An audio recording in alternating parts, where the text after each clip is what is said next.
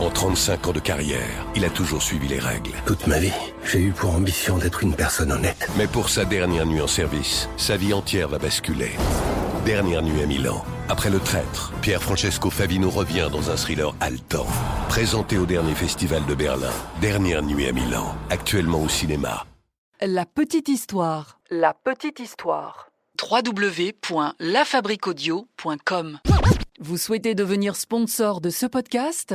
Contact @lafabriquaudio.com. Salut tout le monde, je suis Florent Mounier et bienvenue dans le podcast de La Petite Histoire mixé par Sébastien Girard. Retrouvez-nous sur lafabriquaudio.com et sur les réseaux sociaux de La Petite Histoire. Et puis, je vous l'ai déjà dit mais je me répète, désormais La Petite Histoire vous donne rendez-vous tous les 15 jours. Donc si vous aimez les histoires mystérieuses et étranges, rendez-vous désormais avec La Petite Histoire du Paranormal. C'est le 15 de chaque mois sur cette même chaîne de La Petite Histoire. Pour le reste des petites histoires, rendez-vous le 1er de chaque mois. Si vous aimez les aventures d'Harry Potter, vous avez déjà croisé son nom, forcément. Aujourd'hui, nous allons parler de celui qui est censé être l'ami de Dumbledore et qui possède la pierre philosophale. Laissez-moi vous raconter la petite histoire de Nicolas Flamel. Ah ouais. Quelle histoire, ça aussi. Nicolas Flamel est donc un alchimiste que nous apercevons dans l'œuvre de J.K. Rowling, mais pas que, puisque Nicolas Flamel est aussi mentionné dans le Da Vinci Code de Dan Brown, mais aussi dans Notre-Dame de Paris de Victor Hugo. Et puis on retrouve également Nicolas Flamel, pour les amateurs de jeux vidéo, dans le jeu Assassin's Creed Unity, qui propose une mission intitulée Le secret de Flamel, et dont le but est de retrouver le laboratoire de Nicolas Flamel dans Paris pour s'emparer de son élixir de vie avant les membres d'un culte monastique. Bref, ce personnage sulfureux a fait et continue d'ailleurs à faire parler de lui. Et ce personnage, Nicolas Flamel, n'est pas une pure invention, non. Nicolas Flamel a bel et bien existé, et il est même considéré comme l'un des plus grands alchimistes de son temps. Il a même une rue à son nom, dans Paris, dans le 4e arrondissement de Paris, à 2 pas de la Tour Saint-Jacques. Allez, sans tarder, je vous propose d'embarquer pour le 14e siècle aujourd'hui dans la petite histoire.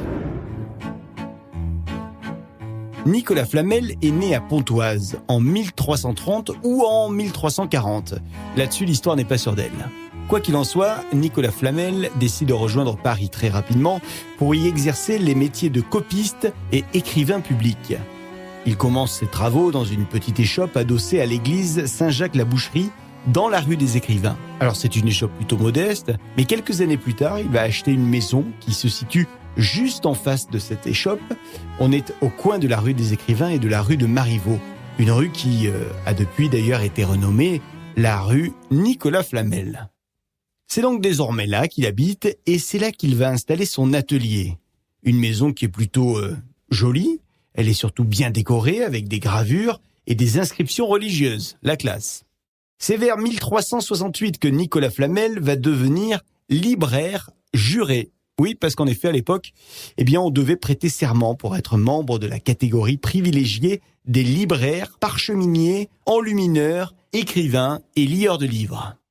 Ça, c'est pour le côté pro. Côté amour, Nicolas Flamel, ça roule plutôt bien puisqu'en 1370, il épouse une femme du nom de Pernelle, qui sera la femme de sa vie et avec laquelle il aura beaucoup, non pas d'enfants, mais beaucoup d'argent et de propriétés. Alors en ce qui concerne la fameuse pierre philosophale, tout commence ainsi. Et c'est expliqué d'ailleurs dans un livre qu'a rédigé lui-même Nicolas Flamel entre 1399 et 1413. Dans ce livre, il raconte qu'un beau jour, ou peut-être une nuit, hop, ça y est, c'est fait, vous aurez la chanson toute la journée dans la tête. Donc, une nuit, un ange serait venu à sa rencontre pour lui révéler un secret à Nicolas Flamel. L'ange lui aurait révélé l'existence d'un grimoire. « Je vais te révéler un secret. » Mais ça parle comme ça, un ange ? Allez, on vote. Est-ce que ça parle comme ça ou plutôt comme ça ? « Je vais te révéler un secret. » Pour la voix 1, tapez 1. Pour la voix 2, tapez 2. L'ange lui aurait donc dit que ce grimoire était un petit peu spécial et qu'il allait lui révéler un secret, le secret de la potion qui permet de créer la pierre philosophale, la fameuse. Nicolas Flamel est le seul à avoir fabriqué la pierre philosophale. La quoi ? Alors, qu'est-ce que c'est une pierre philosophale ? Eh bien, c'est une pierre qui aurait pour objectif de changer les métaux en or ou en argent. C'est pas mal. Elle guérirait également les malades. C'est très bien. Et elle pourrait prolonger la vie. Rien que ça, tiens. Donc, Nicolas Flamel, il est quand même plutôt très intéressé pour espérer un jour trouver cette fameuse pierre philosophale. Et ça tombe bien, puisqu'un jour, il y a un étranger qui va rentrer dans sa boutique et qui va lui montrer un livre. Le livre, il est plutôt beau, mais il est surtout très, très intéressant, puisque ce manuscrit d'Abraham le Juif est censé contenir le secret de la fabrication de la pierre philosophale. Flamel décide donc d'acheter cet ouvrage à son propriétaire, et c'est cet ouvrage qui va changer sa vie, et d'ailleurs qui va changer celle de sa femme Dame Pernelle. Alors, ce mystérieux livre est en latin. Il est relié dans une couverture de cuivre. Et ce livre est censé expliquer, pour qui le lit, comment se fabrique la pierre philosophale, également nommée le grand œuvre. Sauf que dans ce livre n'est pas précisé l'ingrédient principal pour réaliser cette pierre. Eh non. Alors une fois en possession de cet ouvrage, Nicolas Flamel et sa femme vont essayer de déchiffrer la recette composée de 7 chapitres et 21 pages. Flamel et son épouse vont y passer jour et nuit pour essayer de décrypter ce manuscrit, mais c'est très très compliqué comme on peut l'imaginer. Et il faut bien l'avouer, ils n'y comprennent pas grand-chose. Un beau jour, ou peut-être, non, cette fois-ci c'est vraiment un beau jour, Nicolas Flamel décide donc de partir se détendre. Enfin, il décide de partir en pèlerinage à Saint-Jacques-de-Compostelle. Bon, en gros, le gars prend des vacances. Mais sur sa route, il va rencontrer un vieux médecin juif converti qui va lui donner quelques explications sur les illustrations du livre. Et c'est donc au bout de 21 ans qu'il réussit, Nicolas Flamel, à comprendre ces 21 pages. 21 ans, 21 pages. Ça fait donc une page par an. Côté productivité, on est quand même bien léger, hein. Je dis ça, je dis rien. Nous sommes donc en 1382 et Nicolas Flamel revient de son pèlerinage effectué à Saint-Jacques-de-Compostelle. De retour à Paris, il se remet à faire plein de tests chez lui avec tout son matériel de petit scientifique et c'est là qu'il aurait, selon lui, enfin réussi à transformer du mercure en argent, puis du mercure en or. En tout cas, c'est ce qu'il raconte. Et ce qu'il nous dit, c'est que le succès n'a pas duré bien longtemps puisque, d'après ses propres dires, Nicolas Flamel ne serait parvenu à créer l'or que 3 fois. Bon, c'est déjà pas mal. Alors évidemment, autour de cette pierre philosophale, il y a eu beaucoup de curiosité et de jalousie. Notamment le roi Charles VI qui aurait fait fouiller la demeure de Flamel pour faire retrouver le livre d'Abraham le Juif qui aurait été finalement retrouvé par le cardinal de Richelieu. Et d'ailleurs, on racontait que Richelieu aurait fait exécuter un alchimiste qui se présentait comme étant l'héritier du secret de Flamel. Alors, la pierre philosophale avait pour objectif de transformer des matières en or. Ça, on l'a compris, ok. Mais elle était aussi censée guérir les malades et prolonger la vie. C'était quand même les autres buts de l'alchimie. Hein. Gros objectif. En tout cas, cet élixir de vie n'a pas fonctionné sur Pernelle et sur Nicolas Flamel puisque tous deux sont bel et bien morts le 22 mars 1418 en ce qui concerne Nicolas Flamel. Il est enterré à l'église Saint-Jacques-la-Boucherie où sa pierre tombale a été installée. Puis en 1797, l'église a été détruite et donc la pierre tombale a été vendue à un antiquaire qui la vend lui-même à une marchande de fruits et de légumes de la rue Saint-Jacques-la-Boucherie. Et tenez-vous bien, cet antiquaire va se servir pendant quelques années de cette pierre tombale comme étal pour ses épinards. Bon, finalement, en 1839, c'est l'hôtel de ville de Paris qui la rachète et qui la dispose au musée de Cluny.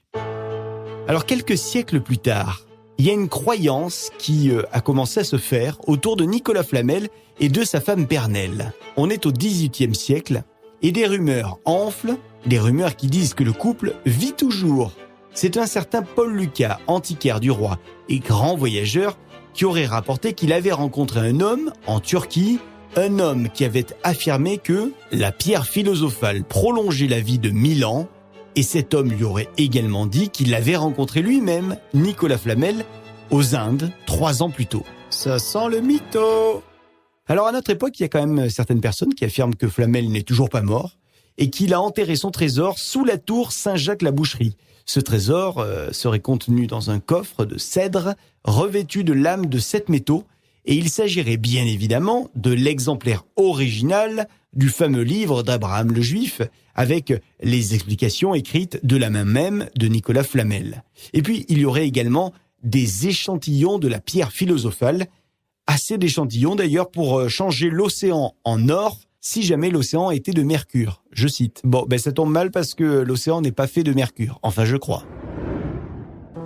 Voilà pour cette petite histoire de Nicolas Flamel que j'ai eu l'occasion d'écrire et qui a été mixée par Sébastien Girard. Merci de l'avoir écouté. Si cet épisode vous a plu, likez, partagez, commentez sur les réseaux sociaux et les plateformes de podcast. Vous pouvez également vous abonner à La Petite Histoire pour être au courant de chaque sortie d'épisode. Et n'oubliez pas que désormais, on se retrouve tous les 15 jours. Le premier de chaque mois, c'est la petite histoire de nos héros de fiction. Est-ce qu'ils ont existé ? Et le 15 de chaque mois, ça se passe avec la petite histoire du paranormal. Vous souhaitez devenir sponsor de ce podcast ? Contact @lafabriquaudio.com. La Fabrique Audio présente La Petite Histoire. www.lafabriquaudio.com. Ah oui, j'allais oublier. La Fabrique Audio crée des contenus audio pour les entreprises, les collectivités et les marques. Vous avez envie d'en savoir plus pour imaginer ensemble un podcast à votre image ? Contact @lafabriquaudio.com, la fabrique avec un K. À très vite avec une autre petite histoire. Salut, c'est Fred Testo. Avec le journaliste Mohamed Bouafsi et l'addictologue Laurent Carilla, on vous dit tout sur les dangers des paris sportifs. Si je vous dis qu'on peut toujours se refaire aux paris sportifs après une perte, vous me dites... Quand on perd, c'est tentant de rejouer pour se refaire. Professeur ? C'est une des étapes caractéristiques du jeu problématique en fait. Le gain, la perte, l'espoir de se refaire, le désespoir. Vouloir se refaire après une perte, c'est humain, mais c'est là que commencent tous les problèmes. Décidément, parier, c'est pas rien. Ceci est un message du ministère chargé de la Santé et de Santé publique France.